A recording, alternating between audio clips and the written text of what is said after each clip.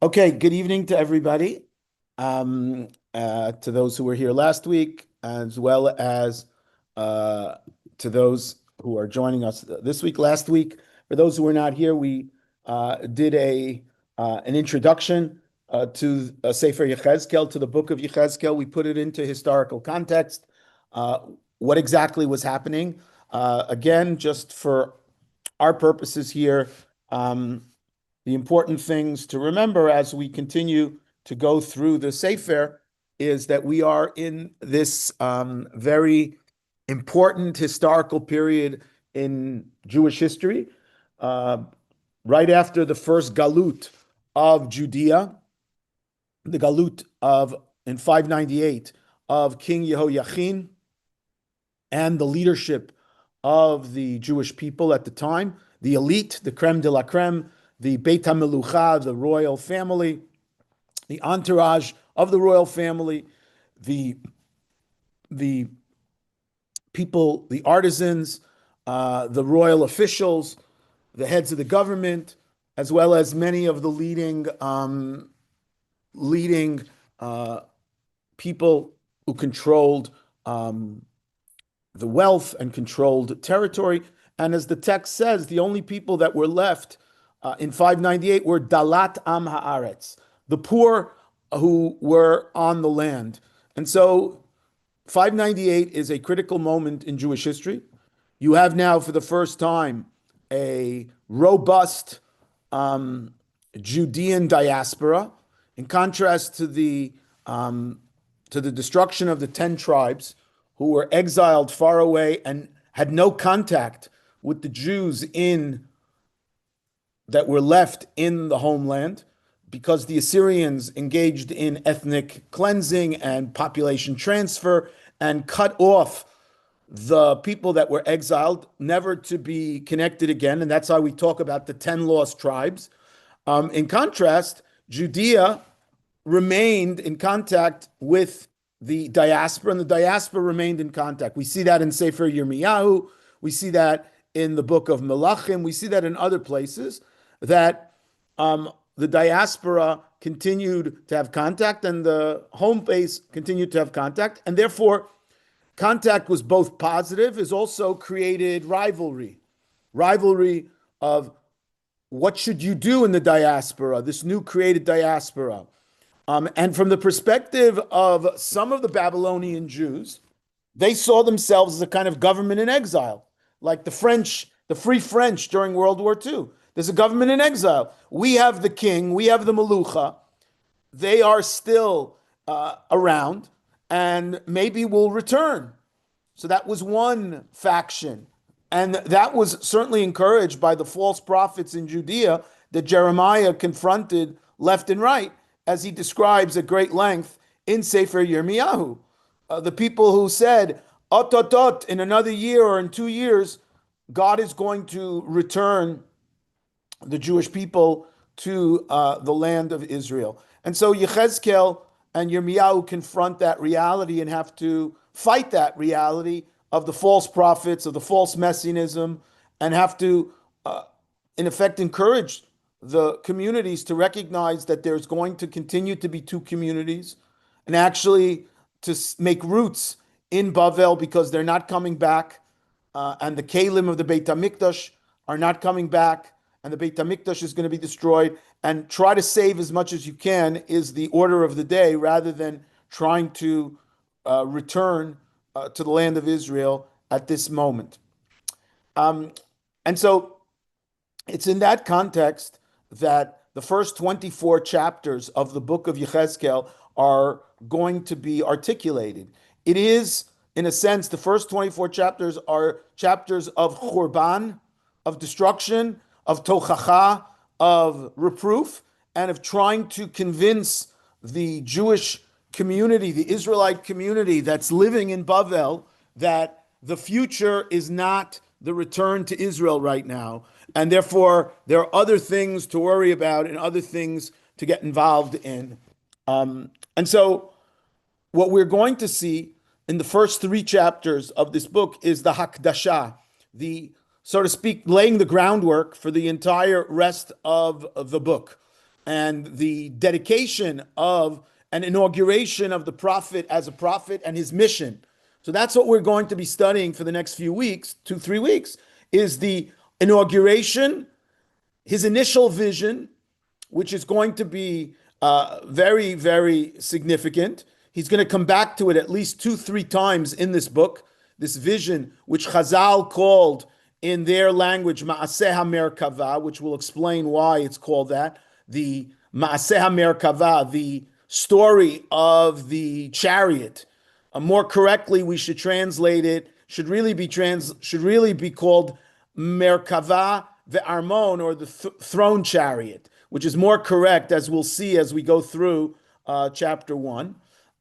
So he has this vision which is critical. It's this vision of the divine entourage and divine retinue and the divine presence, which is in motion.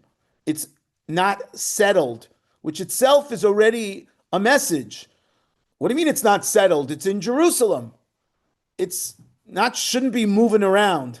But the fact that it's moving around is itself a message about what's going to be coming up in this book. So let's now read through chapter 1. That's our goal tonight. It's a lot of words in this chapter. It's hard to pin down what they actually mean. Yechezkel himself probably, because we're talking about a mystical vision, and he's very careful to use a lot of what we would call caveats, a lot of hedging, partly because it's a vision, and so he may not have seen everything perfectly, as Chazal themselves compare Yeshayahu to Yechezkel, with Yeshayahu having a clearer perspective on the throne of God as opposed to Yechezkel, but also because maybe Yechezkel wanted to hedge his bets and not cross over into a full-fledged description of what he saw, because maybe he felt that was inappropriate, or maybe he felt he was, going to describe God in too much terms that would cross a line theologically in terms of what we would call in modern Hebrew Hagshama, that maybe he would be crossing a line in terms of what he would be describing. So those may be the reasons, and as we go through it, we'll make that point. Okay. So now let me share. Let me go and find. Okay, we're going to start with Perek Aleph of Yechezkel. Sorry, let me put. Let me get my Tanakh up. So Yechezkel Perek Aleph. Okay, so we'll start from there. So Yechezkel Perek Aleph divides itself. So let me just go back and I'll share my screen, but you can follow along in your screen, whatever you want to do. It's up to you. So Yechezkel Perek Aleph.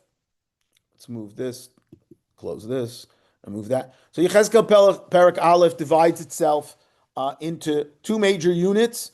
The first few psukim are the koteret, the heading to the entire book, and then afterwards, after we go through the koteret, verse 1, 2, 3, we actually, after verses 1 through 3, we then have the actual vision, which is verse 4 through verse 28, through the end of the parak.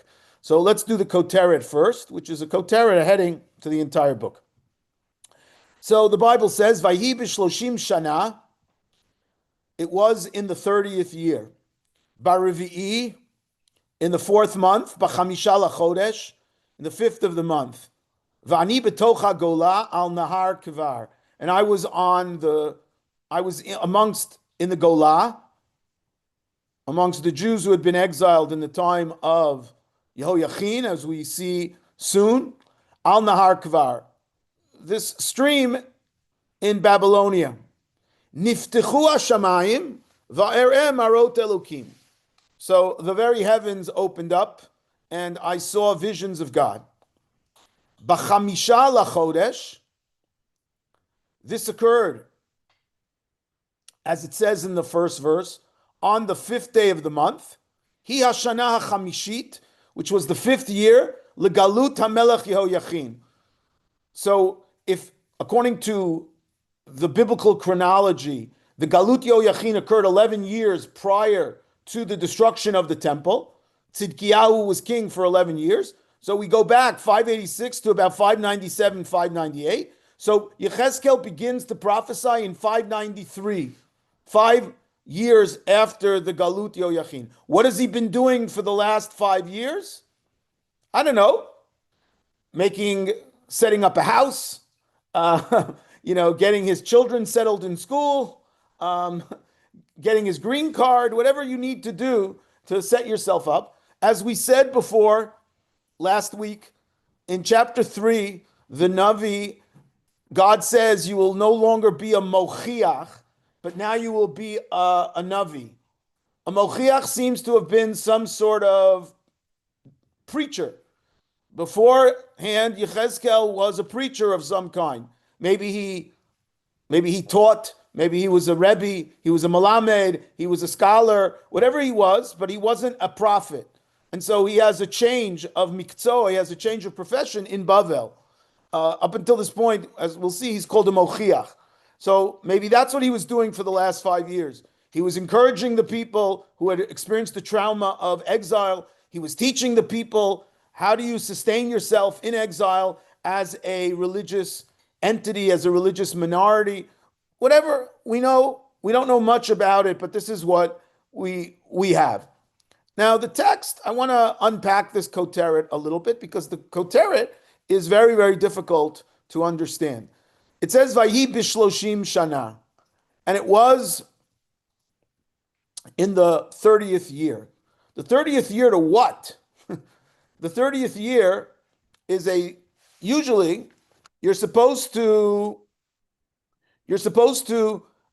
have, it was the 30th year to the rain. It was the 30th year to the this. It was the 30th year, but it doesn't say.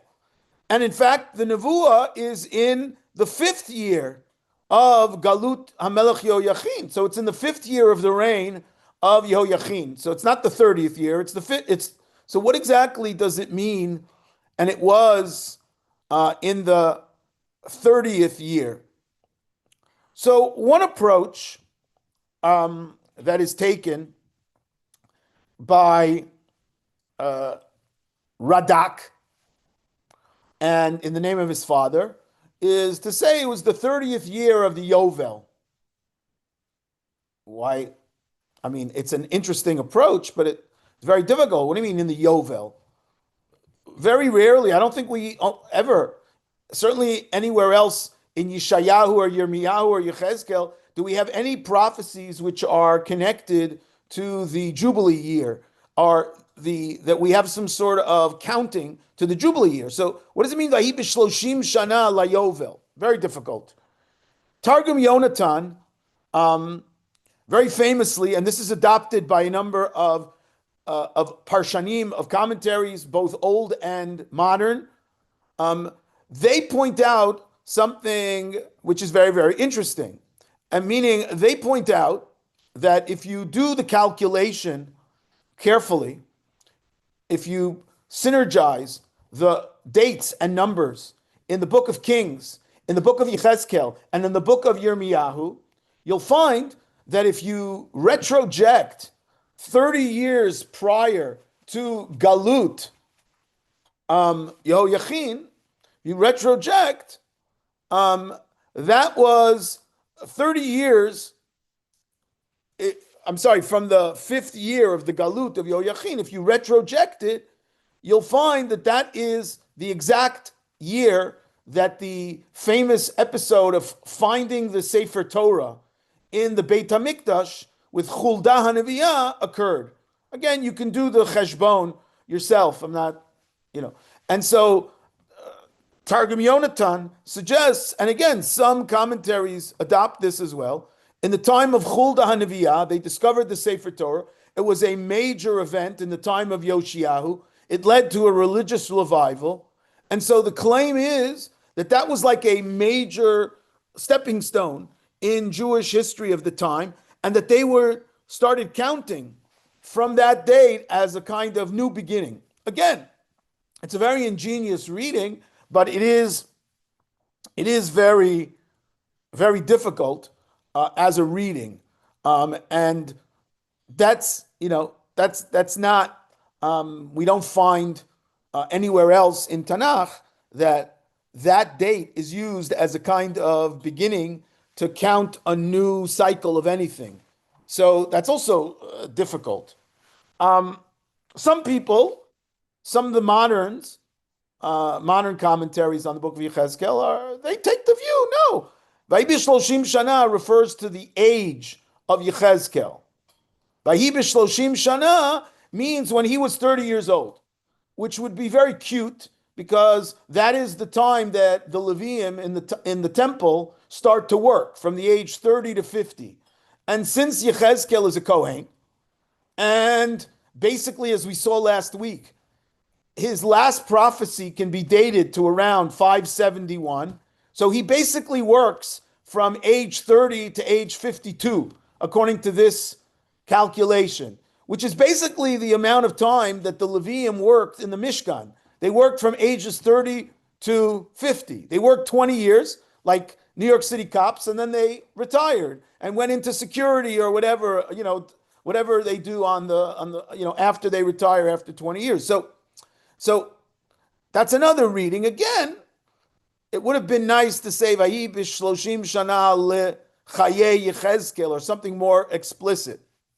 What has become more popular in recent years is the suggestion of Moshe Greenberg, Professor Moshe Greenberg, Alav Shalom, who was a great scholar and has been adopted by a number of modern writers, including modern Orthodox writers on the book of Yechezkel. But to understand that, we have to look carefully at verse 3. If you look carefully at verse 3, you'll notice verse 3 seems to begin the book again after we began the book. Right? If you look at verse 1 and verse 2, it's in the first person.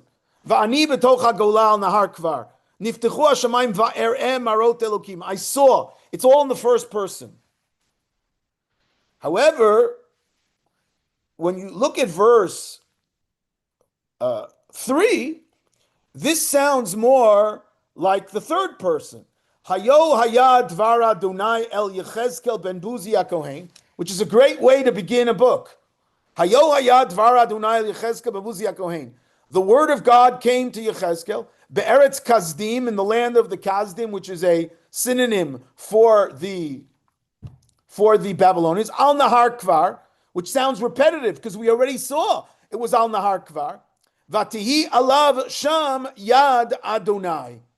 And it was there that Yad Adonai came upon him. So it's clearly in the third person. So it's kind of weird. You start the book, and then you start the book again. It sounds like there are these two versions of how the book, began.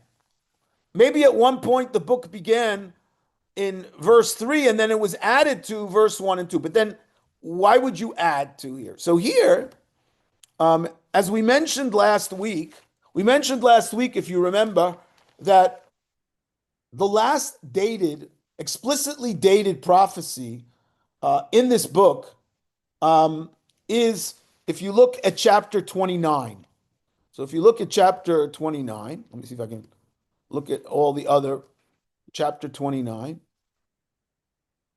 And it used to be easier to do this on this thing. So if you look at chapter 29 in Yechezkel, I want chapter, here it comes. Where are the chapters? Yeah. If you look at chapter 29, verse, Verse 17.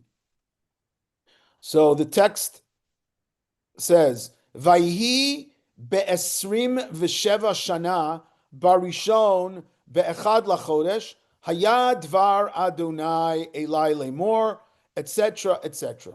This is the last explicitly dated prophecy. In the 27th year, and ostensibly there it means the 27th year of the Galut Yehoiachin, because throughout this entire book, up until that point, whenever there's been a dating, it's been a dating to the Galut Yehoiachin. Okay? Bashana ha'asirit, in the beginning of chapter 29. Ba'asiri, in the 10th year. So all the dating has been to the time of Yehoiachin.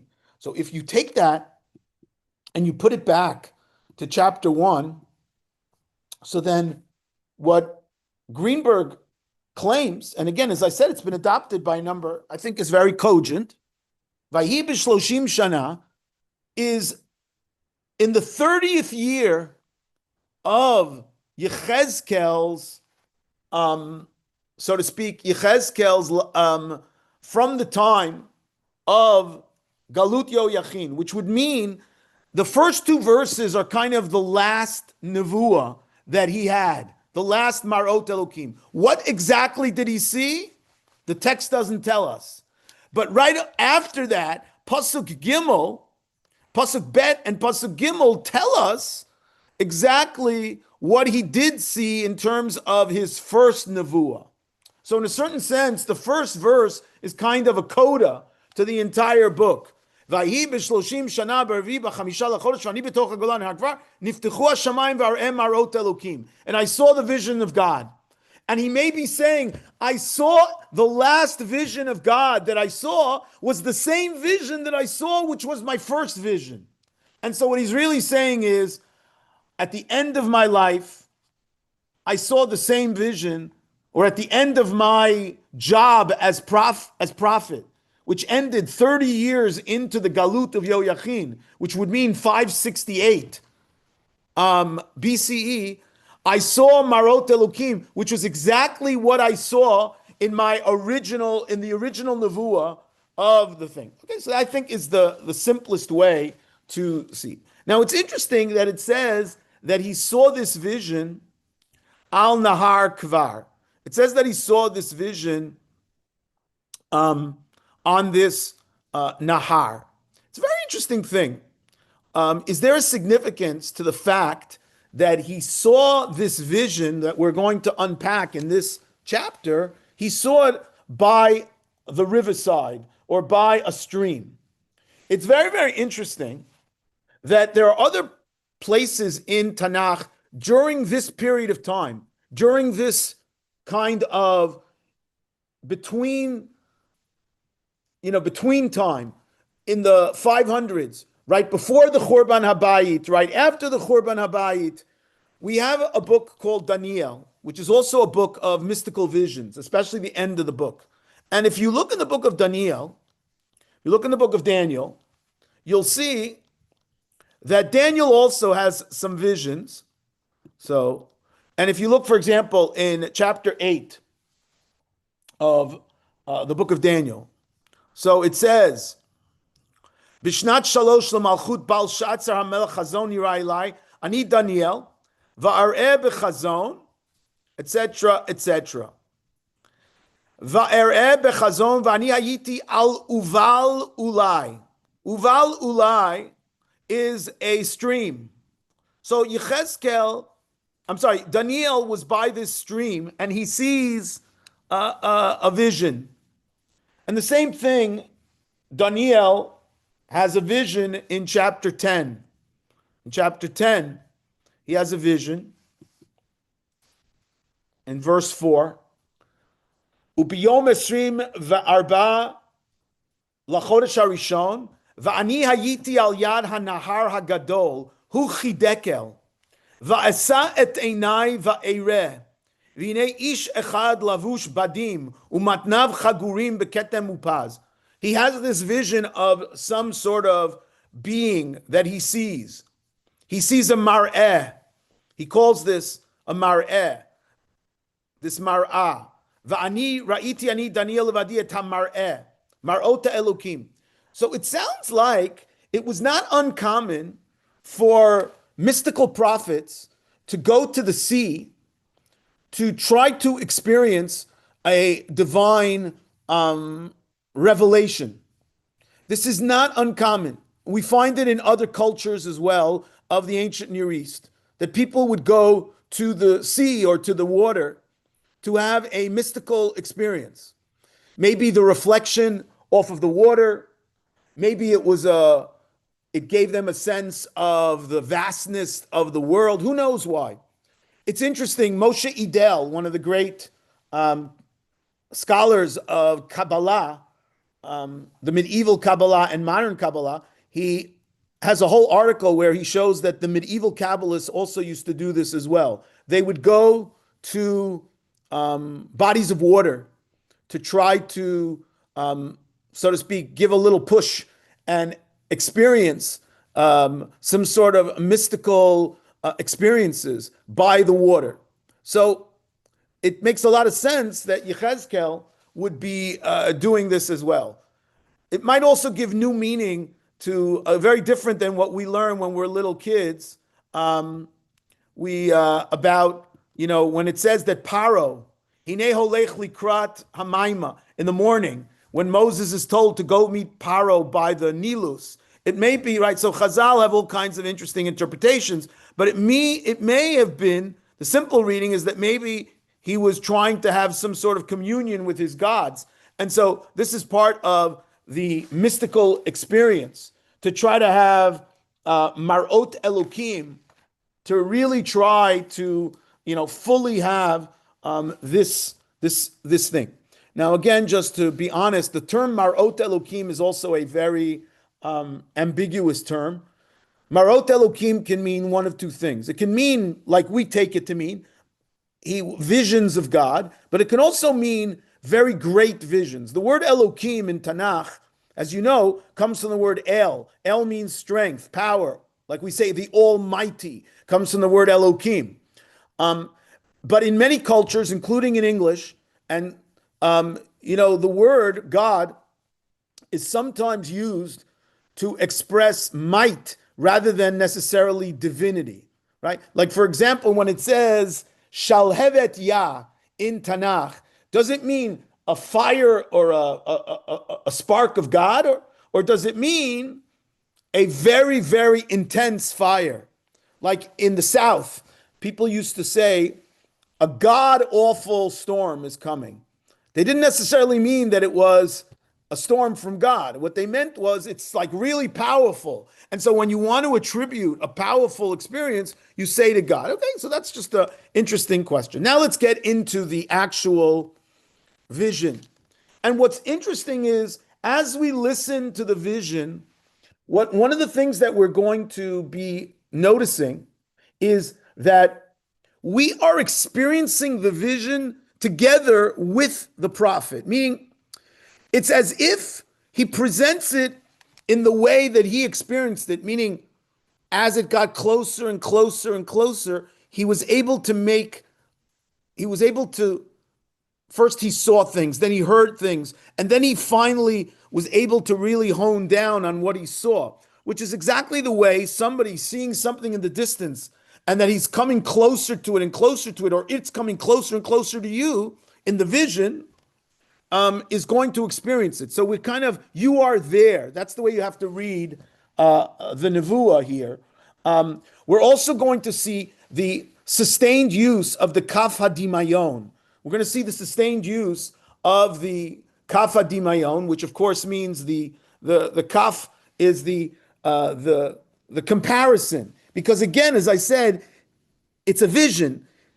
Either he's not exactly sure and he's just giving his best attempt to explain in words what he saw.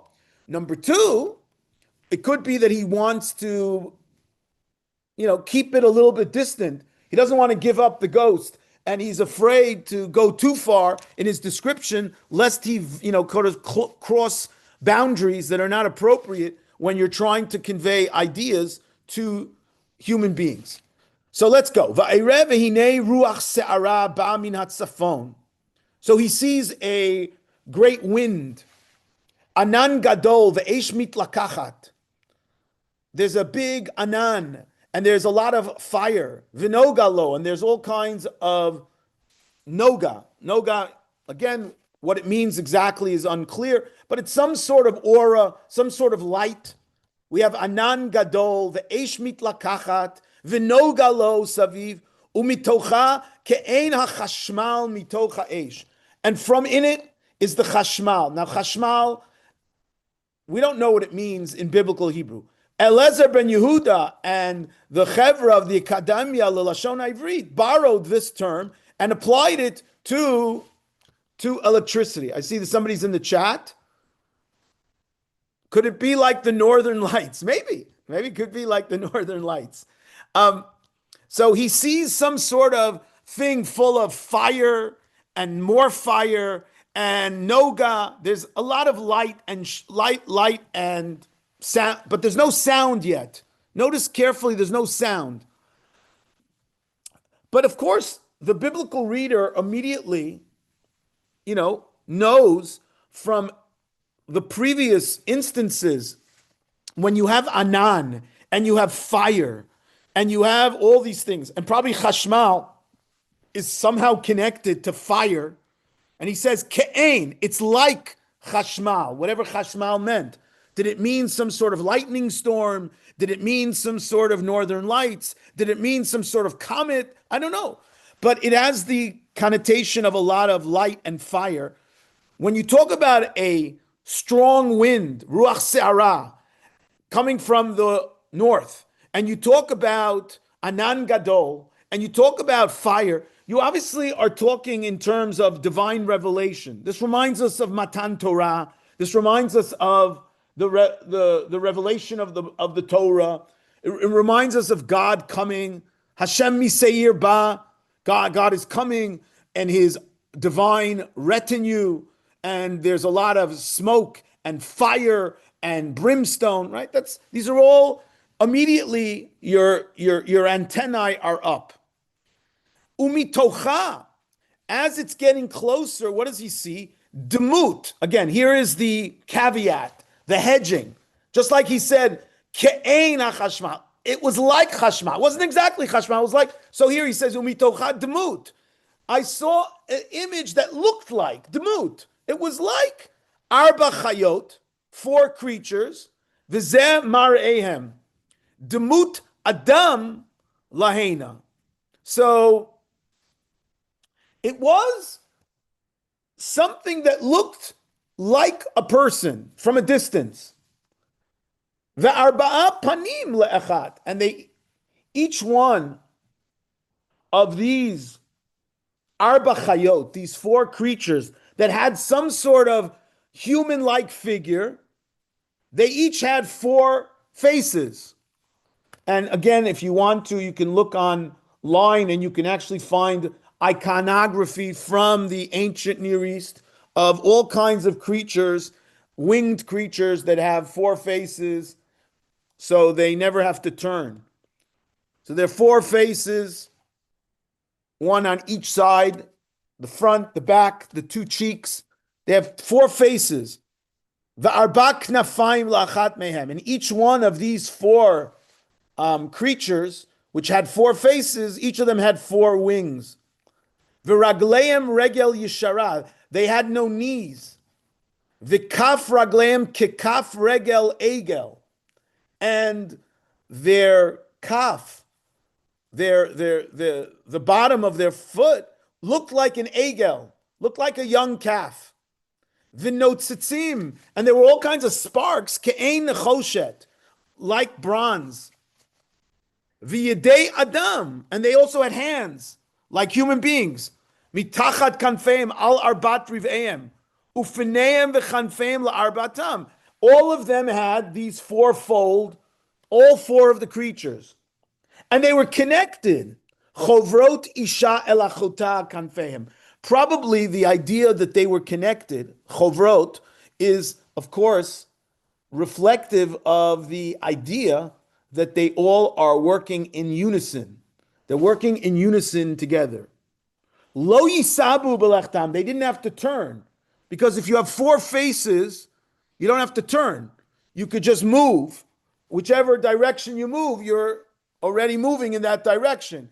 That face, that face, that face. Depending on which direction you're moving, you're not really turning. I want to point out, this is very striking, that it's called an egel. Keep that in the back pocket. Keep that in the back pocket. These figures, their legs or the bottom of their feet looked like an egel. Chovrot ishalachota. Udmut pneim. And the faces that they had,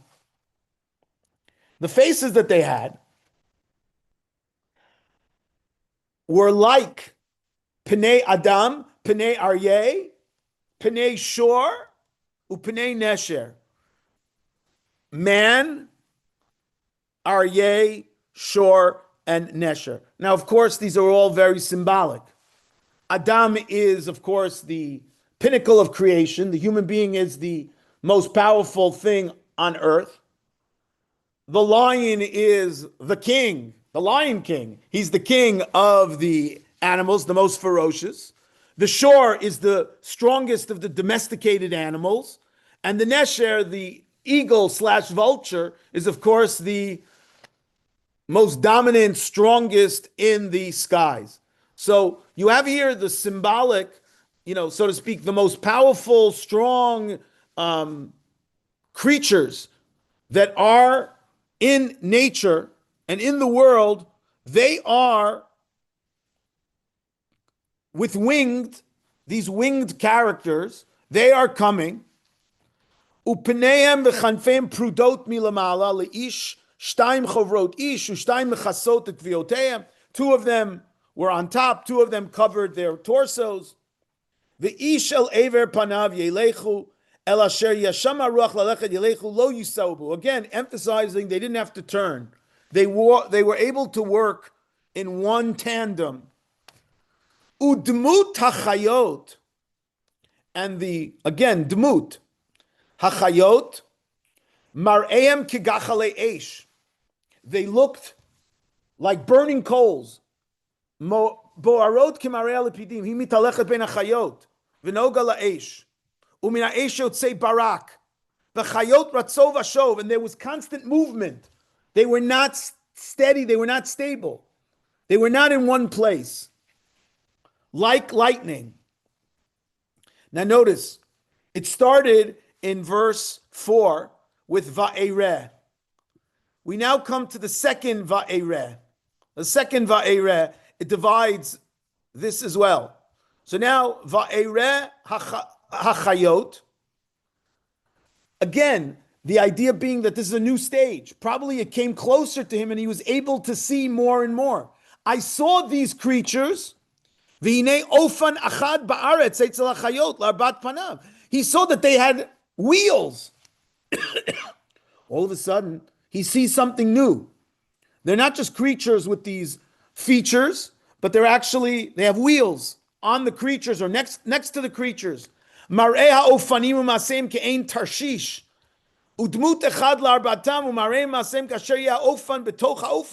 was a wheel. Now again, there's two interpretations here. Either there was a wheel within a wheel, concentric wheels, or which make them very sturdy, or the same way that the faces went in each direction, there were also the wheels could go in each direction. There was like wheels inside wheels, and you never had to turn the wheels either. Ubelechet achayot yelchu ha'ofanim etzlam. Ubinaseh achayot me'al haaretz yinasu ha'ofanim. So when the creatures went, so too did the wheels. And when the chayot, when these creatures, and this is where the term chayot hakodesh, which we incorporate into our prayers, comes from. It comes from this nevuah, chayot hakodesh. When they come, yinasu ha'ofanim. When the creatures left earth and started to move, so too they would move. The wheels would also go in the heavens. You have here a chariot. Al asher yesham haruach lalechet yelechu sham haruach lalechet va'ofanim yinasu l'motam ki ruach hachaya ba'ofanim.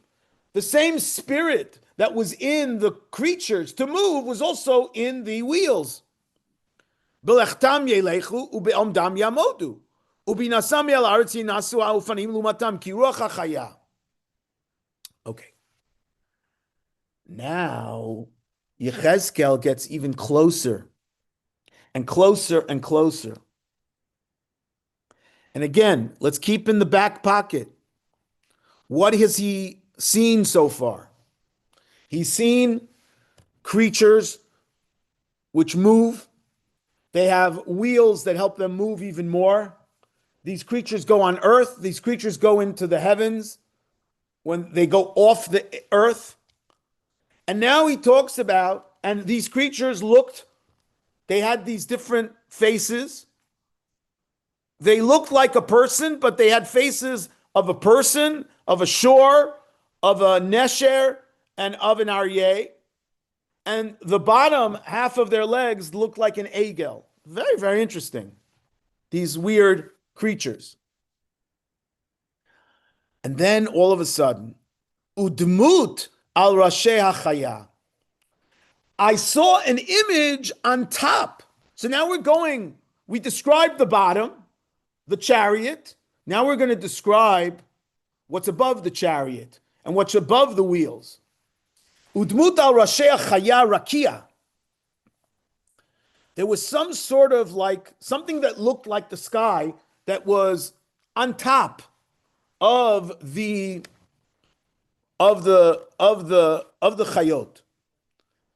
Ke'ein, again, like, not exactly, like hakerach hanora, like the awesome ice. It looked like some sort of cloud ice collection. Natui al rashem milamala, that was hanging over them, over the creatures that were locomoting. V'tachat harakia kanfeim yisharot isha lachuta leish shtayim mechasot lahena leish shtayim mechasot lahena et gviotem. So the creatures were underneath this rakia, this kind of firmament that looked like something white, like the kerach hanora. And all of a sudden, for the first time, he hears sound. Up until this time, he's only seen things. Va'eshma et kol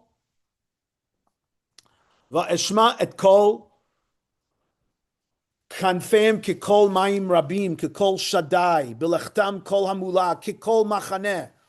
I heard the sound of their wings flapping, and it was like the sign kekol mayim rabim, which of course also reminds us of Tehillim. Mayim rabim, Hashem al mayim rabim, the sound of great waterfalls, the sound of intense. It's the sound of God.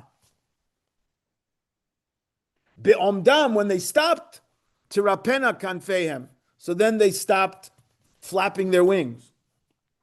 Umimal rakia asher al rashem, on top of this firmament, which was on top of the chariot, which was carried by these figures, kimar'eh even sapir. I saw something that looked like a precious stone of some kind. Dmut kisei, something that looked like a kisei.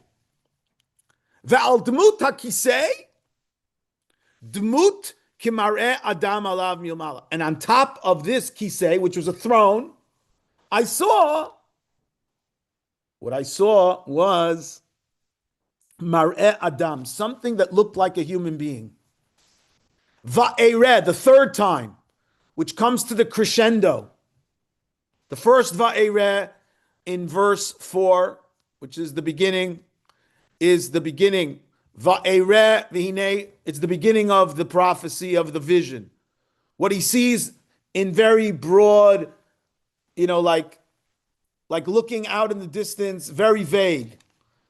In the middle, he starts to see the details. The chayot also have ofanim next to them.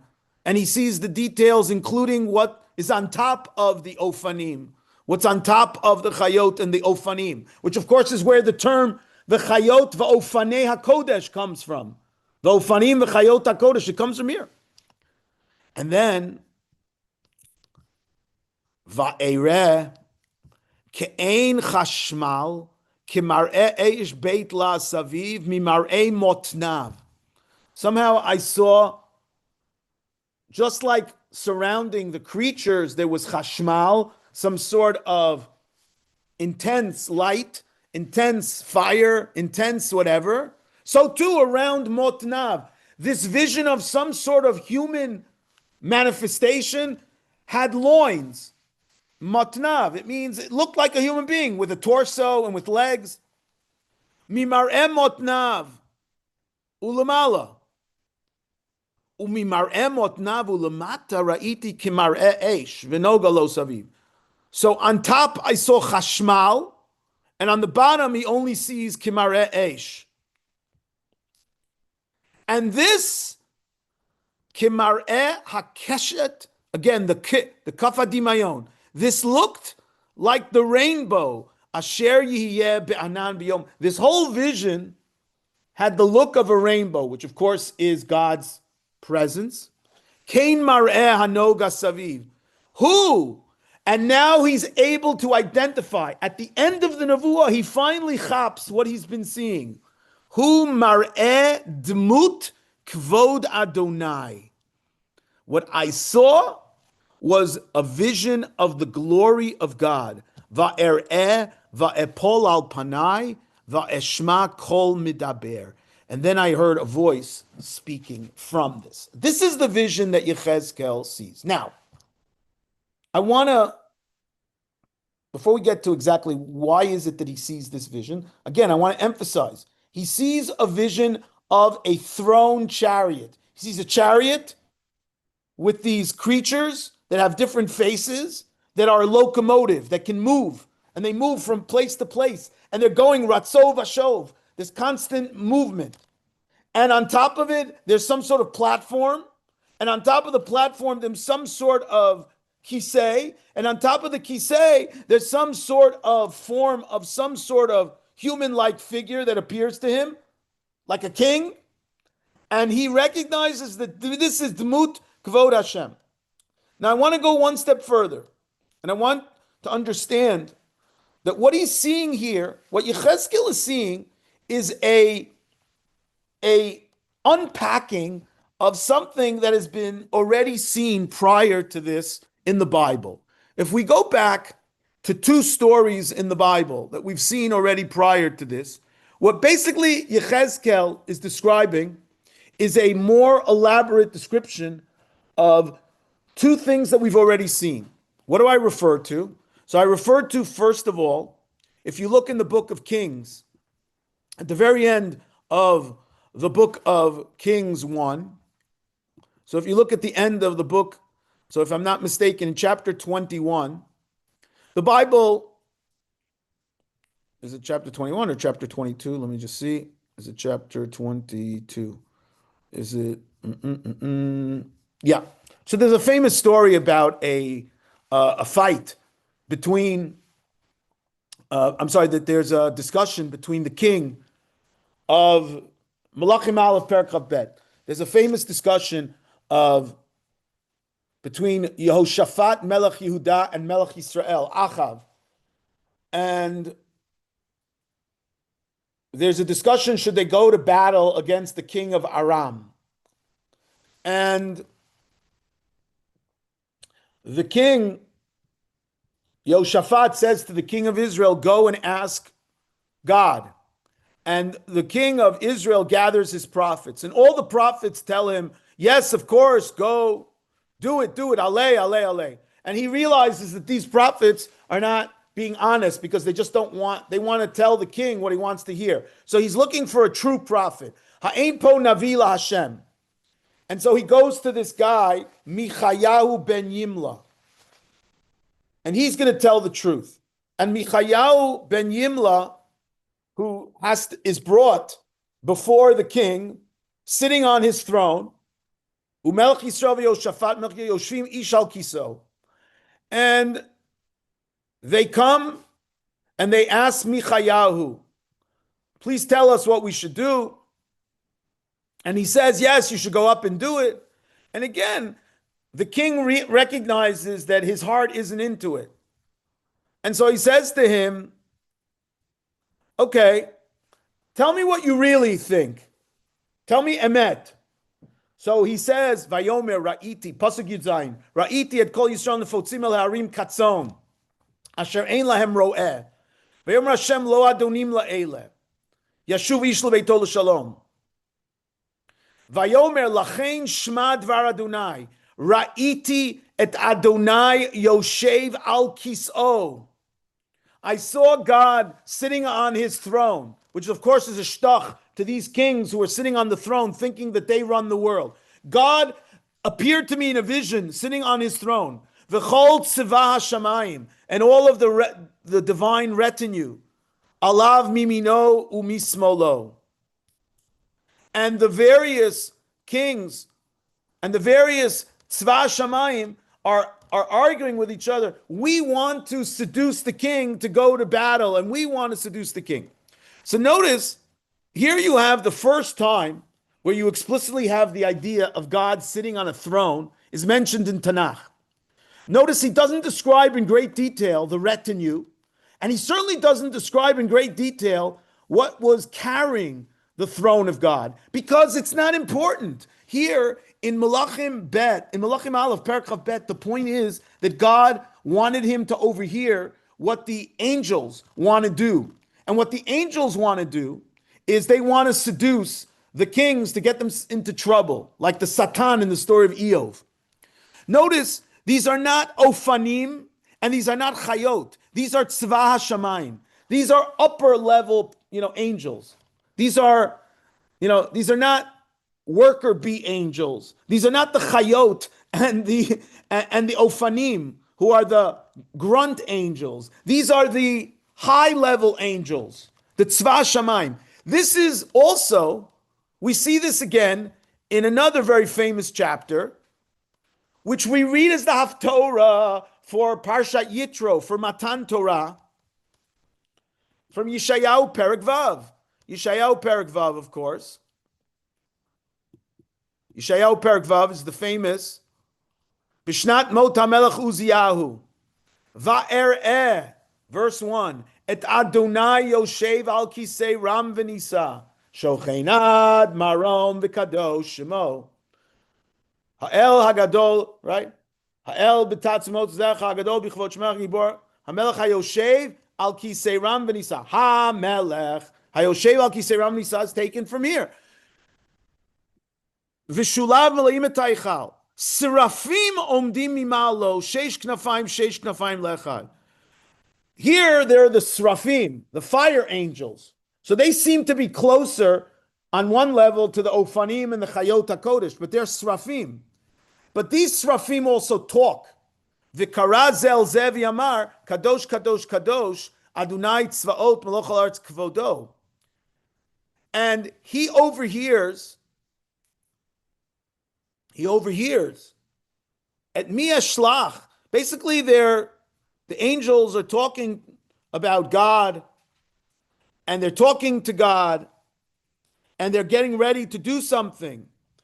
In verse 8, Va'eshma et kol Adonai omer, et mi ashlach u'mi elech lanu. He's talking to the angels. Who's going to go? Just like in the story of Michayahu. Who's going to go and do my shlichut? And Yeshayahu comes in and pushes himself in. Hineni, shlacheni. I want to be the messenger. Again, in Yeshayahu, there's no chayot and there's no ofanim because he's dealing with the upper angels. He's not interested in describing the throne chariot because God isn't moving anywhere. God is stationary. In the story of Yeshayahu and of Michayahu, God is in the temple. He's not going anywhere at this point in time. He is ensconced. God's presence is ensconced in the place. I see there's a chat. Somebody has a question. What's the basis between differentiating? The basis is the text. I'm telling. This is how I read the text. The text seems to make it very clear in Yechezkel that the Chayot and the Ofanim are the lower level angels who carry the chariot upon which is the firmament, upon which is the kisei of God. Here, they only see the kisei of God because there is no movement. There is no movement. It's in a settled place. Again, I want to emphasize that because it's going to come very, very important later on in the book of Yechezkel. This idea of locomotion is central to chapter 1. The idea that the Shekhinah can move in and out, which is one of the key ideas, that the Shekhinah will not stay in Jerusalem. It's coming and it's going. God is in transit. If I was being irreverent, which I usually am not, I would talk about Elvis has left the building. Okay? This is part of the message that's being hinted at already in the very first nevuah to Yechezkel. That you are seeing, first of all, the very fact that you're in Bavel and you're seeing the throne chariot of God is itself an amazing statement. What do you mean? That you're seeing the throne chariot of God in Bavel. The very fact that you're having nevuah in Bavel, what does that say? Itself, what does that say about where God's divine presence is going to be in the next few years? Is the Bible already hinting at the fact that God's presence is going to leave the temple and going to go elsewhere, to Bavel, which is the rabbinic conception of Shchinta Begaluta, that the Shechina itself went into Galut? Is that also here already being hinted at?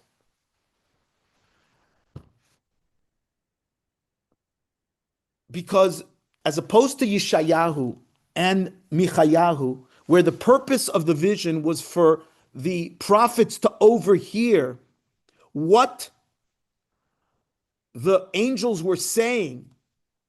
In Michayahu's case, the purpose was to overhear that the angels are interested in corrupting the king and making them think they're going to win.